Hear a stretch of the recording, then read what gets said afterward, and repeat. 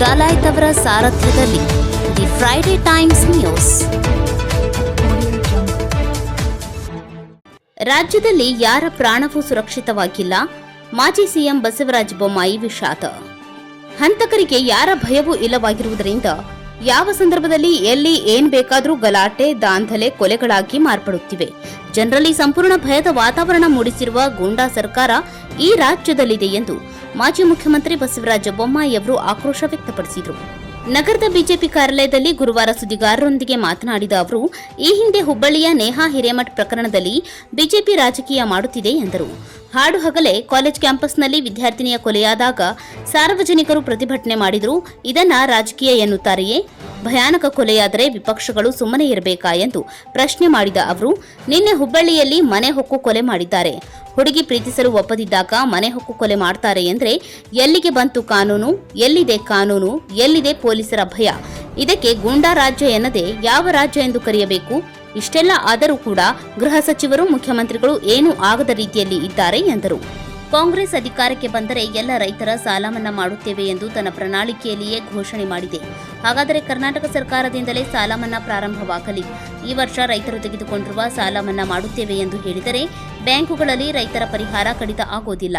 ಕಾಂಗ್ರೆಸ್ ಪ್ರಣಾಳಿಕೆ ಕರ್ನಾಟಕಕ್ಕೆ ಕವರ್ ಆಗುತ್ತೆ ಅನ್ನೋದಾದರೆ ನಿಮ್ಮ ಪ್ರಾಮಾಣಿಕತೆ ಸಾಬೀತಾಗಬೇಕಾದಲ್ಲಿ ಕರ್ನಾಟಕದಿಂದಲೇ ರೈತರ ಸಾಲ ಮನ್ನಾ ಪ್ರಾರಂಭಿಸಿ ಎಂದು ಬಸವರಾಜ ಬೊಮ್ಮಾಯಿ ಅವರು ಹೇಳಿದರು. ಕೊಲೆ ಬಗ್ಗೆ ಸಣ್ಣ ಪರಿಶೀಲನೆ ಕೂಡ ಮಾಡುತ್ತಿಲ್ಲ. ನೇಹಾ ಕೊಲೆಯಾದಾಗ ಬರಲಿಲ್ಲ. ಸಾಂತ್ವನ ಬಿಡಿ, ತನಿಖೆ ಚುರುಕುಗೊಳಿಸಲಿಲ್ಲ. ಪೊಲೀಸರು ಅಧಿಕಾರಿಗಳಿಗೆ ತರಾಟೆಗೆ ತೆಗೆದುಕೊಳ್ಳಲಿಲ್ಲ. ಈಗ ಅಂಜಲಿ ಕೊಲೆಯಾಗಿದೆ, ಈಗಲೂ ಉದಾಸೀನ ಮಾಡುತ್ತಿದ್ದಾರೆ. ಹಾವೇರಿಯಲ್ಲಿ 6 ಜನ ರೇಪ್ ಮಾಡಿದರೂ ತಿರುಗಿ ನೋಡಲಿಲ್ಲ. ಬೆಳಗಾವಿಯಲ್ಲಿ ಮಹಿಳೆಯನ್ನ ಬೆತ್ತಲೆ ಮಾಡಿದರೂ ನೋಡಲಿಲ್ಲ. ನೀವು ಯಾರ ಪರವಾಗಿದ್ದೀರಿ? ರಾಜ್ಯದಲ್ಲಿ ಏನು ನಡೆಯುತ್ತಿದೆ ಎಂದು ಆಕ್ರೋಶ ವ್ಯಕ್ತಪಡಿಸಿದರು. ಈ ಸಂದರ್ಭದಲ್ಲಿ ಶಾಸಕ ಸಿಸಿ ಪಾಟೀಲ್, ವಿಧಾನ ಪರಿಷತ್ ಸದಸ್ಯ ಎಸ್ವಿ ಸಂಕ್ನೂರ್, ರಾಜು ಕುರುಡಗಿ, ಎಂಎಂ ಹಿರೇಮಠ್ ಸೇರಿದಂತೆ ಮುಂತಾದವರು ಉಪಸ್ಥಿತರಿದ್ದರು. ಪೊಲೀಸರ ವೈಫಲ್ಯ ಇದೆ.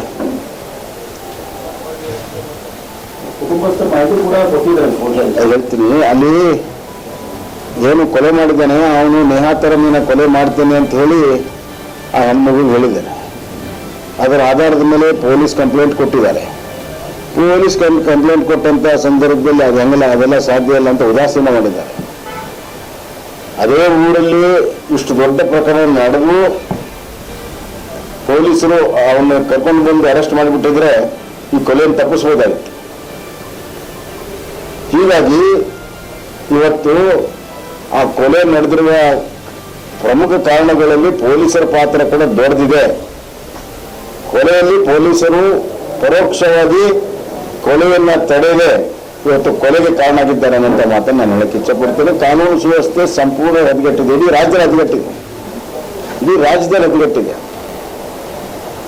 ಪೊಲೀಸರನ್ನ ರಾಜಕೀಯ ವಿರೋಧಿಗಳ ದಮನಕ್ಕಾಗಿ ಬಳಕೆ ಮಾಡ್ತಾ ಇದ್ದಾರೆ. ಬಿಟ್ಟರೆ ಇವತ್ತು ನೋಡಿ ಎಲ್ಲಾ ಕ್ಷೇತ್ರಗಳಲ್ಲಿ ಚುನಾವಣೆ ಆದಮೇಲೆ ವಿರೋಧ ಪಕ್ಷದ ಕಾರ್ಯಕರ್ತರ ಮೇಲೆ ಕೇಸ್ ಹಾಕೋದ್ರಲ್ಲಿ ಪೊಲೀಸರು ನಿರತರಾಗಿದ್ದಾರೆ. ಅಟ್ರಾಸಿಟಿ ಕೇಸ್ ಹಾಕೋದು, ಇನ್ನೊಂದು ಕೇಸ್ ಹಾಕೋದು, ಇದರಲ್ಲೇ ನಿರತರಾಗಿದ್ದಾರೆ. ಮತ್ತು ಇಸ್ಪೇಟ್, ಮಟಕ ಎಲ್ಲ ಅವ್ಯವಹಾರ ಕ್ಲಬ್ಗಳಿಂದ ಹೊರಗಡೆ ಮುಸ್ಕಿನ್ ಬಂದು ಇದರಲ್ಲಿ ಸಂಪೂರ್ಣವಾಗಿ ಶಾಮೀಲಾಗಿದ್ದಾರೆ.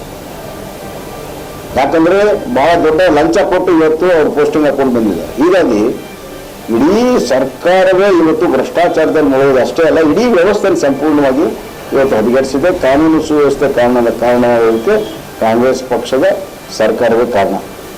ಎಲ್ಲ ಕಡೆ ನಿರ್ಭೀತಿಯಿಂದ, ನಿರ್ಭಯದಿಂದ ಗುಂಡಗಳು ಓಡಾಡ್ತಾ ಇದ್ದಾರೆ. ಬದುಕಿನ ಪ್ರಕರಣವನ್ನು ನೋಡಿ, ಅದು ವಿಚಾರ ಏನಾರಿರಲಿ, ಆದ್ರೆ 4 ಜನರನ್ನ 1 ತಾಸಲ್ಲಿ ಕೊಲೆ ಮಾಡಿ ಹೋಗ್ತಾರೆ ಅಂತಂದ್ರೆ ಅವ್ರಿಗೆ ಎಷ್ಟು ಧೈರ್ಯ ಇರಬೇಕು? ಯಾರ್ದು ಭಯ ಇಲ್ಲ.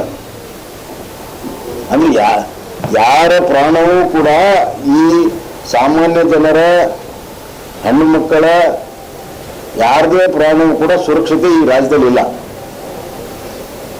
ಯಾವ ಸಂದರ್ಭದಲ್ಲಿ ಎಲ್ಲಿ ಏನು ಬೇಕಾದ್ರೂ ಗಲಾಟೆ ಆಗುತ್ತೆ, ದಾಂಧಲೆ ಆಗುತ್ತೆ, ಕೊಲೆಗಾಗಿ ಮಾರ್ಪಡ್ತಾ ಇದೆ. ಇವತ್ತು ಸಂಪೂರ್ಣವಾಗಿ ಭಯದ ವಾತಾವರಣ ಗುಂಡಾ ರಾಜ್ಯ ಈ ರಾಜ್ಯದಲ್ಲಿದೆ. ಇದನ್ನ ನಾವು ಈಗಾಗಲೇ ಚುನಾವಣೆ ಪೂರ್ವದಲ್ಲಿ ಹೇಳಿದ್ವಿ, ನೇಹಾ ಹಿರೇಮಠ್ ಕೇಸ್ನಲ್ಲಿ ರಾಜಕೀಯ ಮಾಡ್ತಾ ಇದ್ದಾರೆ ಅಂತ. ಹಾಡಿ ಹಗಲು ಕಾಲೇಜ್ ಕ್ಯಾಂಪಸ್ಸಲ್ಲಿ ಕೊಲೆ ಆದರೆ ಸಾರ್ವಜನಿಕರು ನಾವು ಅಷ್ಟೇ ಪ್ರತಿಭಟನೆ ಮಾಡಿಲ್ಲ, ಸಾರ್ವಜನಿಕ ಪ್ರತಿಭಟನೆ ಮಾಡಿದ್ದಾರೆ. ಅವ್ರು ರಾಜಕೀಯ ಮಾಡ್ತಾರ? ನಾವೇ ರಾಜಕೀಯ ಮಾಡಕ್ಕೆ ಹೋಗೋಣ? ಹಾಡಿ ಹಗಲು ಕ್ಯಾಂಪಸ್ಸಲ್ಲಿ ಕೊಲೆ ಆದರೆ ಸುಮ್ಮನೆ ಕೂತ್ಕೋಬೇಕಾದ್ರೆ ಪಕ್ಷವಾಗಿ ಅವ್ರ ಪಕ್ಷದಲ್ಲಿ ಸುಮ್ಮನೆ ಕೂತ್ಕೊಳ್ತಿದ್ರ? ಇವತ್ತು ನಿನ್ನೆ ಮನೆಗೆ ಹೋಗ್ಕೊ ಎಲ್ಲಾದ್ರೂ ಕೇಳಿದ್ರ? ಒಂದು ಹುಡುಗಿ ಲವ್ ಮಾಡಿ ಅವ್ರು ಒಳ್ಳೆಂದಾಗ ಮನೆ ಹೊಕ್ಕು ಕೊಲೆ ಮಾಡಿದ್ರೆ ಎಲ್ಲಿಗೆ ಬಂತಿನ್ನ? ಎಲ್ಲಿದೆ ಕಾನೂನು? ಎಲ್ಲಿದೆ ಭಯ? ಪೊಲೀಸರ ಭಯ? ಅವ್ರು ಕಾಲೇಜ್ ಮೇಲೆ ಕೊಲೆ ಆಗ್ತಾಳೆ ಸಾವಿರಾರು ವಿದ್ಯಾರ್ಥಿಗಳಲ್ಲಿ. ಇಲ್ಲಿ ಮನೆ ಹೊಕ್ಕು ಕೊಲೆ ಮಾಡ್ತಾರೆ ಅಂತಂದ್ರೆ ಇದು ಗುಂಡಾ ರಾಜ್ಯ ಅಂತ ಮತ್ತೀನಿ ಯಾವ ರಾಜ್ಯ ಅಂತ ಕರೀಬೇಕು?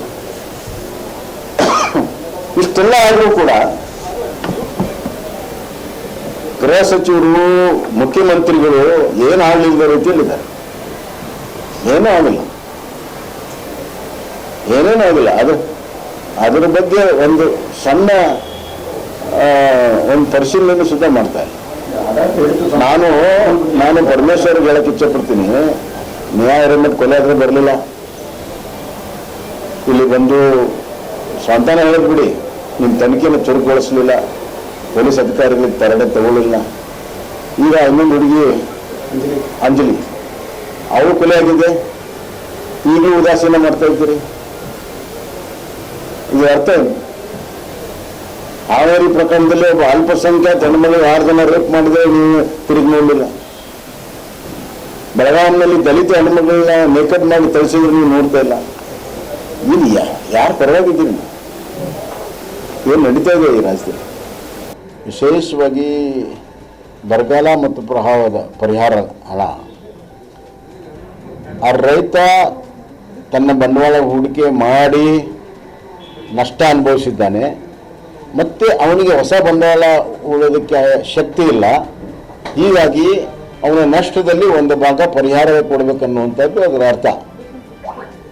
ಅವನನ್ನು ಉಳಿಸೋ ಸಲುವಾಗಿ ಅದನ್ನು ನೀವು ಹಿಂದಿನ ಸಾಲಕ್ಕೆ ನೀವು ತೀರಿಸ್ಬಿಟ್ರೆ ಇವತ್ತು ಆ ಪರಿಹಾರ ಅವನಿಗೆ ಹತ್ತದ ದಕ್ಕದೇ ಇಲ್ಲ, ಸಂಕಷ್ಟದಲ್ಲಿ ಉಳಿತಾನೆ. ಇದು ಒಂದು. ಎರಡನೇದು, ಕಾಂಗ್ರೆಸ್ ಪಾರ್ಟಿ ತನ್ನ ಮ್ಯಾನಿಫೆಸ್ಟೋದಲ್ಲಿ ಹೇಳಿದೆ, ನಾವು ಬಂದರೆ ಎಲ್ಲ ರೈತರ ಸಾಲ ಮನ್ನಾ ಅಂತ ಹೇಳಿದ್ದಾರೆ. ಹೇಳಿದ್ರು. ಸೊ ಇಲ್ಲಿಂದ ತರವಾಗಲಿ ಕರ್ನಾಟಕದಿಂದ ಸರ್ಕಾರ ಇದೆ, ಈ ವರ್ಷ ಏನು ಸಾಲ ತೊಗೊಂಡಿದ್ರೆ ಎಲ್ಲ ಮನ್ನಾ ಮಾಡ್ತೇವೆ ಅಂದ್ರೆ ಇದು ಕಟ್ಟಾಗೋದಿಲ್ಲ. ರಾಜ್ಯ ಸರ್ಕಾರ ತೀರಿಸಲಿ. ಕರ್ನಾಟಕ ಈ ದೇಶದಲ್ಲಿ ಐತೆ ಇಲ್ಲೋ? ಕರ್ನಾಟಕ ಕಾಂಗ್ರೆಸ್ ಮ್ಯಾನಿಫೆಸ್ಟೋ ಕರ್ನಾಟಕ ಕವರ್ ಆಗುತ್ತೆ ಇಲ್ಲೋ? ಮತ್ತೆ ನಿಮ್ಮ ಪ್ರಾಮಾಣಿಕತೆ ಪ್ರೂವ್ ಆಗಬೇಕಾದ್ರೆ ಕರ್ನಾಟಕದಿಂದ ಪ್ರಾರಂಭ ಮಾಡಿ, ಸಾಲ ಮನ್ನಾ ಮಾಡಲಿ, ಘೋಷಣೆ ಮಾಡಲಿ ಸಾಲ ಮನ್ನಾ, ಮತ್ತು ಏನು ಈ ಪರಿಹಾರ ಕೊಡ್ತೀವಿ ಅದು ಕಟ್ ಮಾಡೋದು ನಿಲ್ಲಿಸಲಿ. ಧನ್ಯವಾದ. The Friday times news, Gadag.